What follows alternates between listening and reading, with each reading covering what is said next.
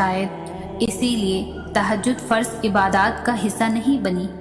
یہ تو بس وہی پڑھ سکتا ہے جس کو اللہ سے عشق ہو گیا ہو، ایسا عشق جس کے بعد محبوب گفتگو کیے بغیر دل کہیں چین نہیں پاتا، ایسا عشق جس کے بعد محبوب کے ہر حکم پر چپ چاپ سر کو جھکا لیا جائے۔ تبھی تو اللہ کی سب سے لاڈلی عبادت تہجد ہے، اور اس تک اللہ اپنے لاڈلے بندوں کو ہی رسائی دیتا ہے۔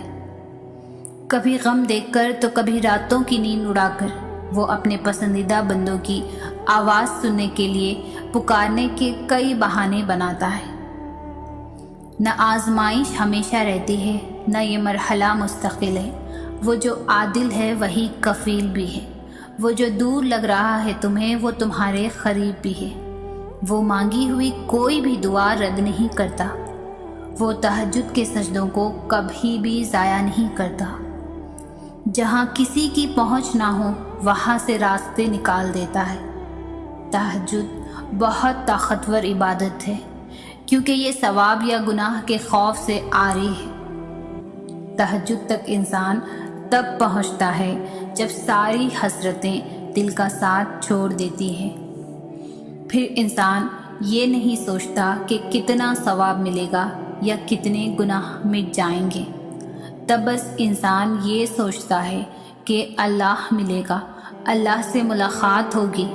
پھر تہجد کا پہلا سجدہ آخری سجدے کی طرح کیا جاتا ہے، جیسے ابھی جان نکل جائے گی، جیسے ابھی اللہ کی محبت سے دل پھٹ جائے گا۔ بس پھر ہم ہوتے ہیں اور اللہ ہوتا ہے، پھر وہ سب مکمل ہو جاتا ہے جو کبھی ادھورا رہ گیا ہو۔ تہجد سے بڑی عشق کی کوئی دلیل نہیں۔ جن دعاؤں کی ابتدا تہجد سے ہو جائے ان دعاؤں کی تعبیر بڑی کمال کی ہوتی ہے۔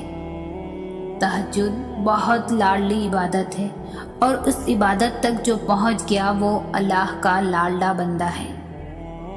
اور اللہ کیسے اپنے لاڈلے کی دعا رد کر سکتا ہے؟ تہجد اللہ کی سب سے لاڈلی عبادت ہے جو صرف اس کے لاڈلے بندوں کو ہی نصیب ہوتی ہے، جن سے وہ محبت کرتا ہے، اور جس کے نصیب میں تہجد کا سجدہ لکھ دیا جاتا ہے اس کے نصیب میں اللہ کا پیار لکھ دیا جاتا ہے۔ آپ کا تہجد تک آنا تو اس بات کی دلیل ہے کہ آپ کی دعا قبول ہو چکی ہے۔ تہجد کے وقت آپ کی چھوٹی سی چھوٹی پکار بھی سیدھا عرش تک جاتی ہے۔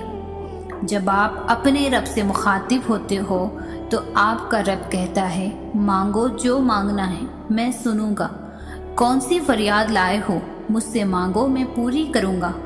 پھر جس پل آپ کے ہاتھ اپنے رب کے آگے اٹھتے ہیں، آپ کی زبان سے نکلی ہر ایک دعا پر کن کہہ دیا جاتا ہے۔ سوچو، اگر اس نے دعا قبول کرنی ہی نہ ہوتی تو وہ تمہیں تہجد تک لاتا ہی کیوں؟ یہ نہ سوچو کہ تہجد میں مانگنے کے بعد بھی ہماری دعا قبول نہیں ہوئی۔ اللہ جانتا ہے کہ تم زمانے کے ستائے ہو، آزمائشیں کمر توڑ رہی ہے، مزید صبر نہیں ہوتا، لیکن اسے پسند آتا ہے تمہارا تکلیف میں بھی مسکراتے رہنا۔ اسے پسند ہے تمہارا ہر بار یہ کہنا کہ کبھی تو وہ دن آئے گا جب میرا اللہ میری دعا سنے گا۔ اسے پسند ہے تمہارا یہ کہنا کہ مجھے یقین ہے معجزے ہوتے ہیں۔